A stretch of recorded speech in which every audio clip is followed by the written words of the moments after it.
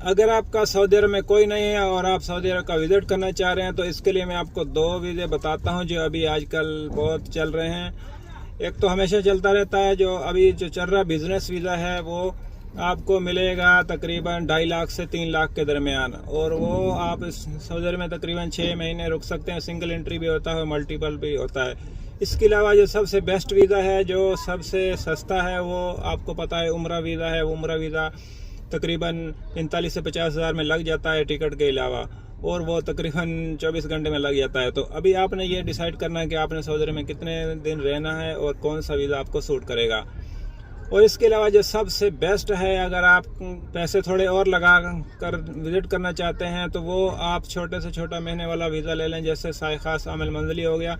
वो भी था, जैसे आप बिजनेस वीज़ा ले रहे हैं वो आपको पड़ेगा 2,80,000 3 लाख तक। तो थोड़े से पैसे और आपको मिलाने पड़ेंगे तो आपको ये वीज़ा मिल जाएगा, और इसमें आप आसानी से रह सकते हैं, और कफील के साथ जो इत्तेफाक आपने करना है वो करके आप इसमें रह सकते हैं।